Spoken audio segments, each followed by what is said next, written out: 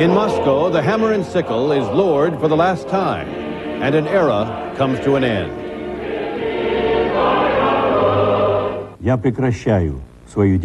I am ceasing my activities in the post of President of the USSR.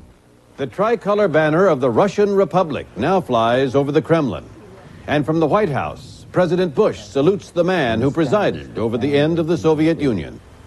His legacy guarantees him an honored place in history and provides a solid basis for the United States to work in equally constructive ways with his successors. And tonight, Ted Koppel reports from Moscow about his extraordinary, behind-the-scenes look at Mikhail Gorbachev's final hours in office.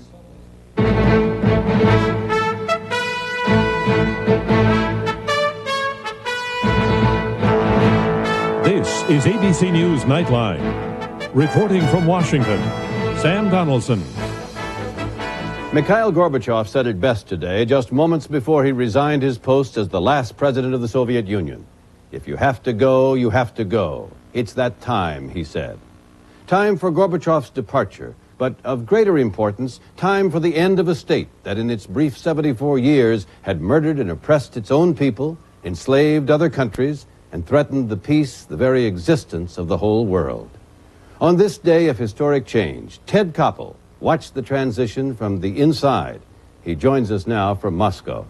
Ted, you spent most of the day with Gorbachev, both in public and in private. What's the strongest impression you came away with?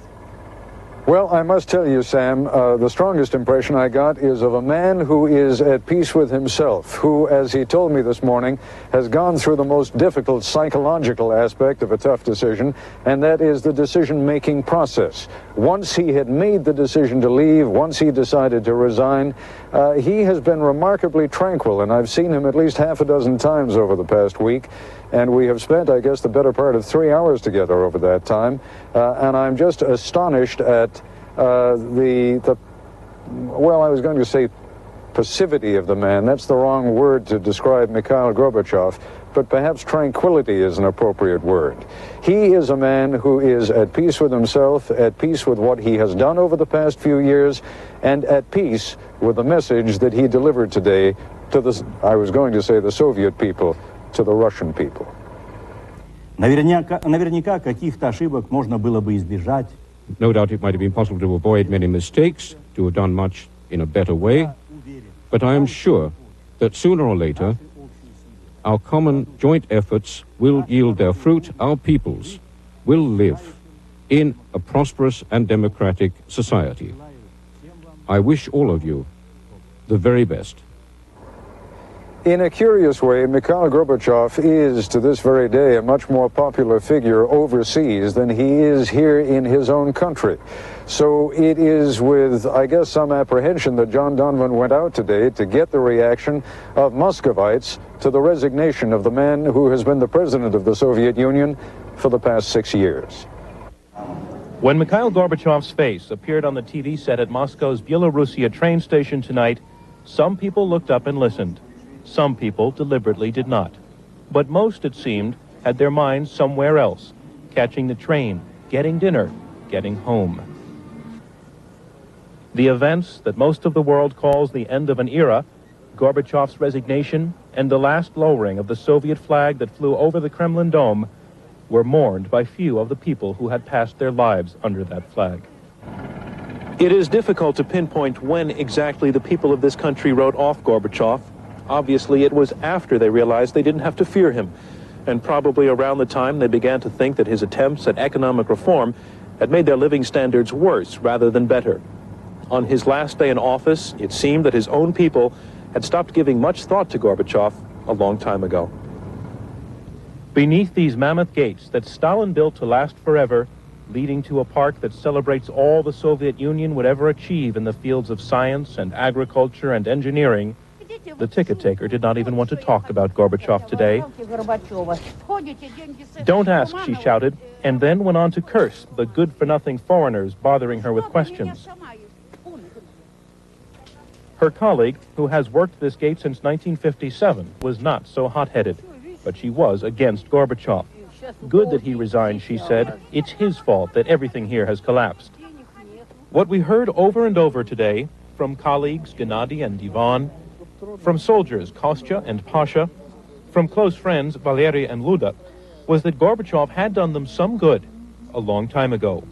3 years ago, says Valery, I'd have told you I liked him. He changed a lot in the world, Luda says, but not here. He hasn't done anything for us. But once people thought about it, they admitted that Gorbachev had opened their lives in many ways, that even if they may be afraid of running short of food or fuel this winter, they no longer are afraid of their government and its police. They can criticize their leaders, turn them into dolls if they want to, and that is mostly a good thing, although today the street sellers complained that the Gorbachev model isn't selling as well as it used to. Thanks to Gorbachev, Moscow bookstores have real current event sections and political science departments, where, it turns out, Gorbachev's writings remain on sale, and according to this saleswoman, still sell well. But Gorbachev was always popular with his country's more educated people, the playwrights and the novelists, whom he rescued from censorship. I wouldn't say that he's very popular. On the contrary, he's completely unpopular. But at the same time, I think when in 5, 10, 20 years, he will be greeted as Peter the Great or Alexander II, I mean, the best Russian tsars. It was not only in the libraries of intellectuals that we found such sentiment. This man on the cigarette line said, democracy did not start with Yeltsin, it started with Gorbachev. If there had not been a Gorbachev, there would never have been a Yeltsin. Теперь кнопка на ядерном оружии уже у Ельцина. The nuclear button is now already with Yeltsin. Yeltsin, who from today not only heads Russia, but also controls all of the old Soviet Union's arsenal of nuclear missiles, and whose team has to weigh the meaning of a Gorbachev out of power. It looks like he plans to be in opposition. We were opposition to him, and he now plans, this is my feeling. Tonight he signed away his power, and without it, it may be that Gorbachev will never again walk with footsteps that shake the globe. But today, even people opposed to Gorbachev declared that he had earned his place in history. On this night, when they raised the flag of Russia over the Kremlin, one woman said of Gorbachev, I will never forget his years in power. They were the best and the worst of my life. John Donvan for Nightline in Moscow. During Gorbachev's years in power, there was a drastic change in the way he was viewed by the U.S. and by George Bush. In 1989, Mr. Bush's spokesman denounced Mr. Gorbachev, calling him a drugstore cowboy whose promises to end military aid to Nicaragua were not to be trusted.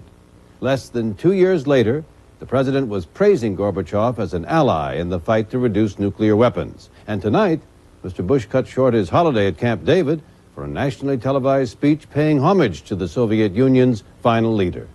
ABC's Ann Compton is at the White House. The day's historic events brought President Bush a Christmas present he could not have imagined even weeks ago. In fact, he found them so compelling, he returned to the White House just long enough to address the American people and tell them their most formidable enemy no longer exists. The Soviet Union itself is no more. This is a victory for democracy and freedom.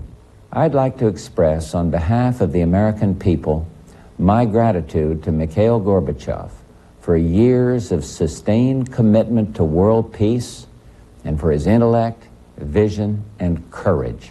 President Bush turned to the political reality ahead, granting formal diplomatic recognition to the largest republic, which will fill much of the void left by Gorbachev and the old Soviet government. The United States recognizes and welcomes the emergence of a free, independent, and democratic Russia led by its courageous president, Boris Yeltsin. Our embassy in Moscow will remain there as our embassy to Russia. We will support Russia's assumption of the USSR's seat as a permanent member of the United Nations Security Council. And the president went on to offer full diplomatic recognition to all the Soviet republics. The offer is effective immediately for 5 republics, including Ukraine, which have already made specific guarantees to the United States about the safety of nuclear weapons and transforming their markets into free markets. The other 6 republics, including Georgia, will be recognized when they do the same. President Bush then abandoned the word Soviet and spoke of helping the new Commonwealth of Independent States. But he clearly knew he will find very limited patience at home for spending abroad. These dramatic events come at a time when Americans are also facing challenges here at home. I know that for many of you, these are difficult times, and I want all Americans to know that I'm committed to attacking our economic problems at home with the same determination we brought to winning the Cold War. After his address to the nation, President Bush returned to Camp David, but he said he made the special effort to come down here tonight because he has now witnessed one of the greatest dramas of the 20th century. Sam? Thank you, Ann. When we come back, we'll be joined again by Ted Koppel in Moscow. This is ABC News Nightline, brought to you by General Electric.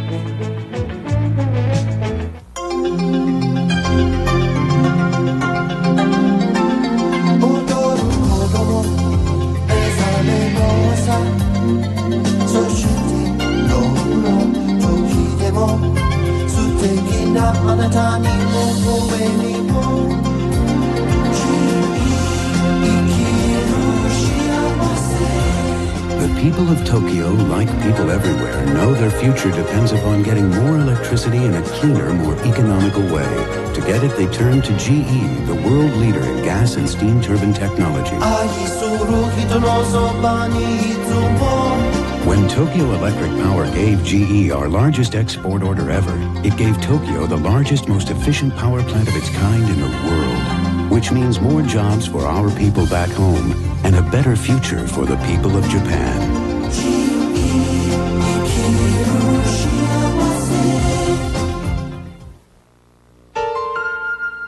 Volunteers are needed for these. The Tennessee Department of Youth Development is in need of volunteers in the Bellevue area to tutor students in science. Volunteers are needed by the Community Help Center in Mount Juliet to help sort clothing, prepare food boxes, and assist with general maintenance. Waves Incorporated needs volunteers to work one-on-one with autistic clients and in the geriatric unit to help with craft and exercise programs. Travelers Rest Historic House needs volunteers to help with the 12th night celebration scheduled for January 5th.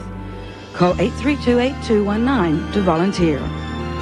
Cumberland Crisis Pregnancy Center provides pregnancy testing, counseling, and other services to women in need of help. They need volunteers to help in the office or to train to become counselors.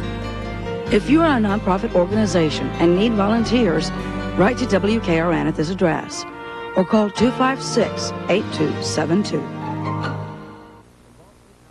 Gorbachev spends his final days at the Kremlin with Ted Koppel and offers extraordinary exclusive access to ABC News, The Final Hours, a special primetime Thursday. Tomorrow night, Ted Koppel and I will host a special edition of Primetime Live, The Final Hours, an extraordinary look at Mikhail Gorbachev's last days in office, beginning at 10 p.m. Eastern Time.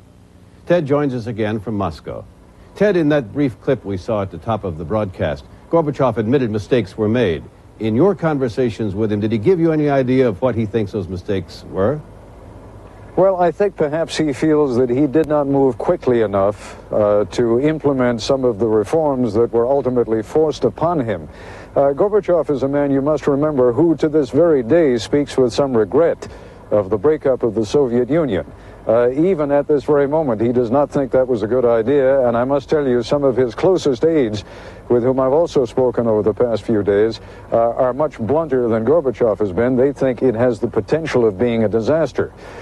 So in one sense, what Gorbachev did, I guess he would do again, and that is try to delay, forestall the breakup of the Soviet Union, but he also recognizes that if he had moved a little more quickly in making some of the reforms that have now been implemented here in the Soviet Union, he might still be president of the country today. Well, Gorbachev explains, as I understand it, that he did not move quicker because he could not. He had to placate the right wing. He had to do a balancing act. Did he discuss that with you? Well, he did not, although I'm sure his reference there is, in a sense, self-explanatory. It was only last August, after all, that he was briefly overthrown by a coup of right-wingers who were afraid of precisely the kind of thing that Gorbachev was trying to prevent. Ted, your point that you made earlier, though, I think also is on display last August, At the end of that coup, Gorbachev was still trying to preserve the Communist Party. He was a reformer, certainly, but at least until that point, his reforms were aimed at preserving the power of the very party that he'd served all his life. I think you're absolutely right, Sam. If one thing can be said of Mikhail Gorbachev, it is that he is a humanist. I think he tried to put a human face on communism. I must tell you, having observed him over these last few days, I'm enormously impressed with the man's character, the strength that he has shown. You can imagine these have not been easy days for him. But you are quite correct in your observation, and that is throughout, Mikhail Gorbachev has been and is to this day a dedicated communist. Did you get any impression that Gorbachev might be willing to concede in retrospect that he personally stayed too long? As you know, there's a lot of conjecture and a lot of discussion from many quarters that, in fact, he should have resigned months, if not years ago. Well, I suspect you're right, Sam, but let me tell you what I think is behind that. Even though Mikhail Gorbachev has been publicly very gracious in the comments that he has made about the kind of cooperation that Boris Yeltsin and his government can expect from him, that is Mikhail Gorbachev, the fact of the matter, again, is, and I refer back to conversations with members of his staff who privately are much blunter than Gorbachev has been in public, they're not crazy about Yeltsin. They don't like him, they don't like the people around him, they don't like what they consider to be the shabby way that Mikhail Gorbachev has been forced out of office. So I think there may have been a certain stubbornness at play here, where Gorbachev was digging his heels in and saying, in effect, I'm damned if you're going to push me out of office. But of course, as we all know, these days Yeltsin has the power. Well, there's a terrible irony here, isn't there? Gorbachev and Yeltsin were once great friends, pals, and then Gorbachev engineered Yeltsin's removal from the power structure of the Communist Party. And now the man that he cast down has come back and bested him. That must have been a terrible blow to him. Well, I'm sure it was, Sam. There was a time, I must tell you, until not too long ago, when I thought that Gorbachev and Yeltsin needed each other so badly that neither one could really do without the other. To a certain degree, that may even still be true. And while I've been harping for a couple of moments there on the hard feelings that exist between the two men and certainly between their two staffs, I must also point out something that is truly historic in this country.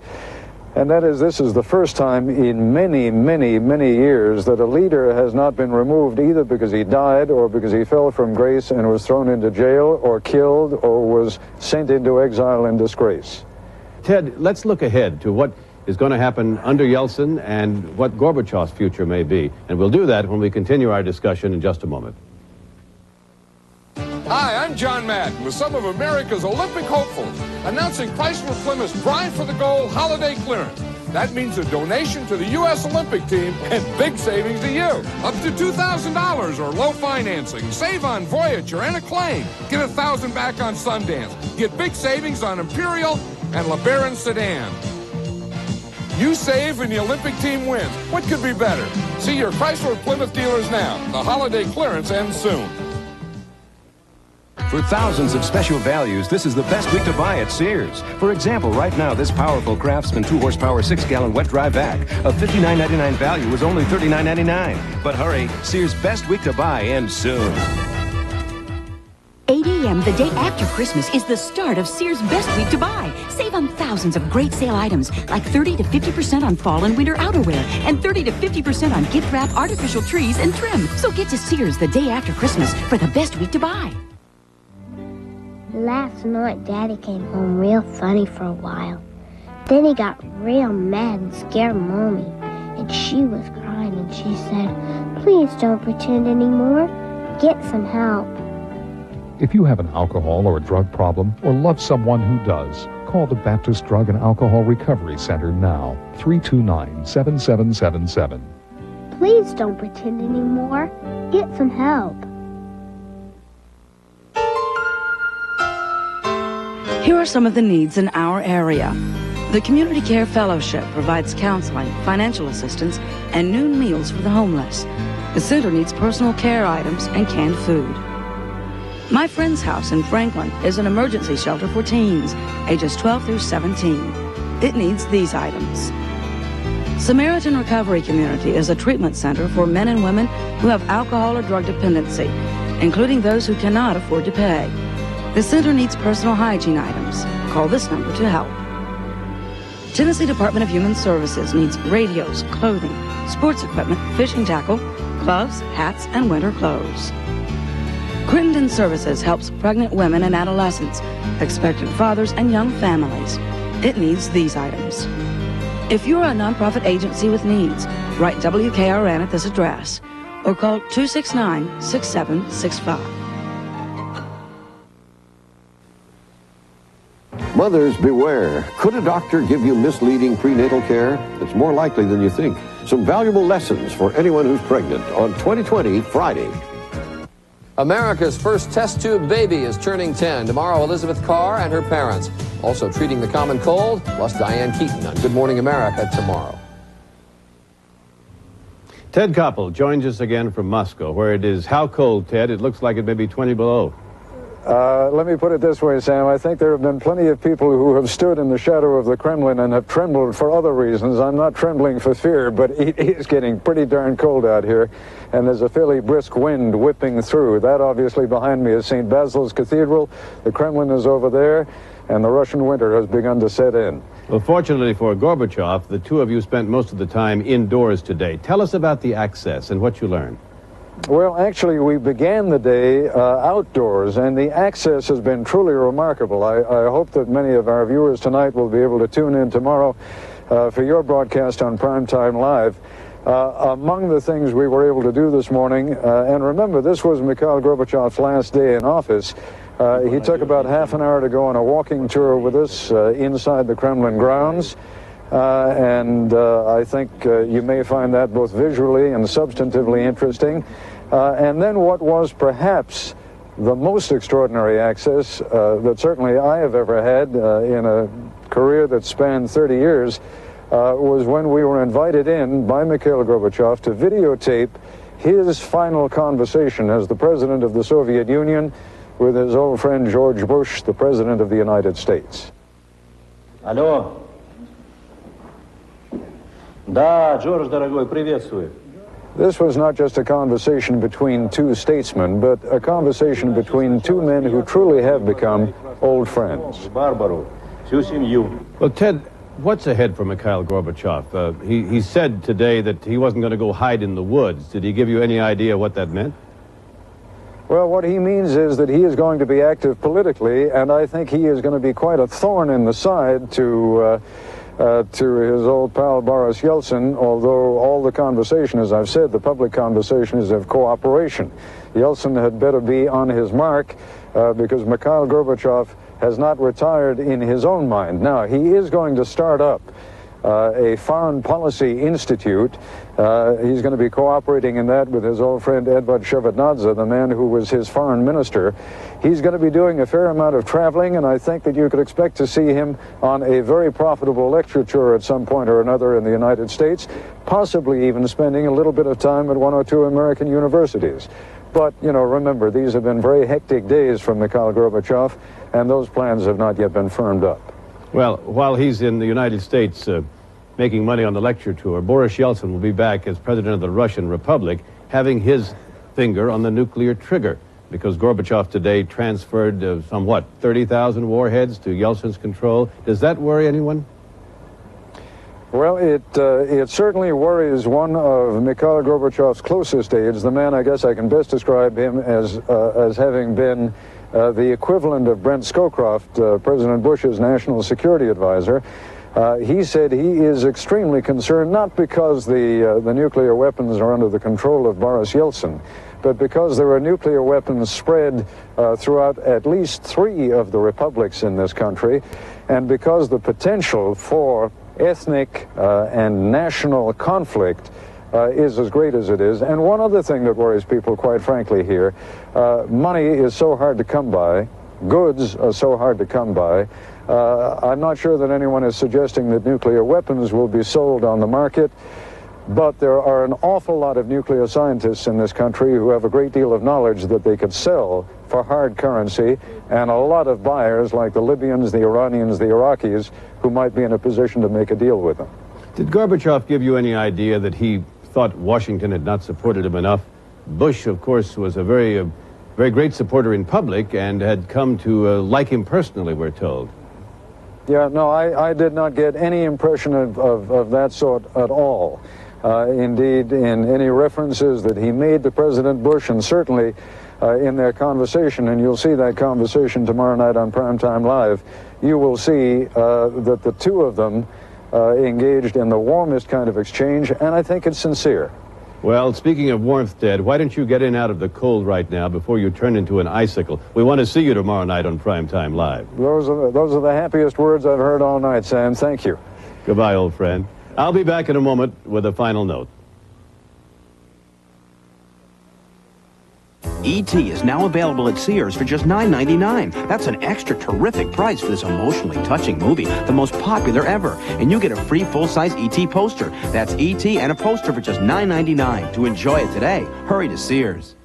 For thousands of great sale items, this is the best week to buy at Sears. Our large-capacity heavy-duty Kenmore washer is just $247. The matching dryer, just $197. That's our lowest price of the year for the pair. But hurry, Sears' best week to buy, and soon. An afternoon of playing grandparent can take quite a lot out of you. Magnesium, for example, vitamin B6, vitamin C, and valuable potassium. As nature would have it, replacing all of them is as simple as eating one Chiquita banana. In the case of twins, however, you might want to try two. Chiquita, quite possibly the world's perfect food. I can't believe it. Can you believe it? I can't believe it. Next month, this could be you, a brand new millionaire in the Publishers Clearinghouse Sweepstakes. It's coming soon. Watch for it and send it in. It pays off. It pays to enter. 8 a.m. the day after Christmas is the start of Sears' best week to buy. Save on thousands of great sale items like 30 to 50% on fall and winter outerwear and 30 to 50% on gift wrap, artificial trees, and trim. So get to Sears the day after Christmas for the best week to buy. If you're unable to attend the worship of your choice Sunday morning, join Dr. Bill Sherman for Inspiration from the Pulpit of Woodmont Baptist Church, live at 10:30 on Channel 2. In today's busy world, you need more. That's why Channel 2 News Dayside is on your side. Get the latest news and weather, plus medical news, consumer tips, delicious recipes, news from Hollywood, ways to fight crime, and more. Join Ann Holt and Rick Mitchell. Weekdays at 12:30 for Channel 2 News Dayside. On your side. Another reminder, tomorrow night, an exclusive behind-the-scenes look at Mikhail Gorbachev's final days in office on a special edition of Primetime Live, The Final Hours, beginning at 10 p.m. Eastern Time, 9 Central. That's our report for tonight. I'm Sam Donaldson in Washington. For all of us here at ABC News, good night.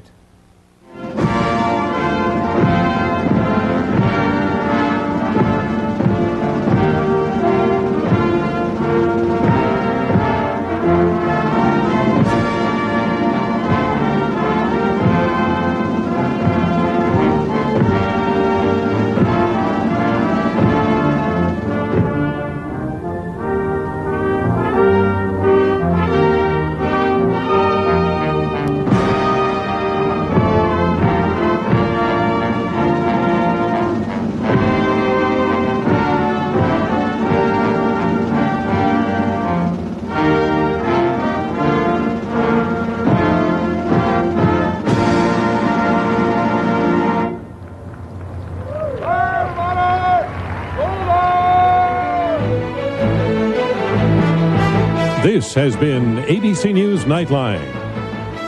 If you wish a video cassette version of Nightline, the cost is $14.98, plus $3.95 shipping and handling. If you wish a printed transcript of this or any Nightline broadcast, please send $4 to Journal Graphics, 1535 Grant Street, Denver, Colorado, 80203.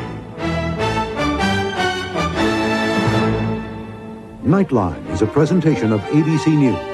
More Americans get their news from ABC News than from any other source.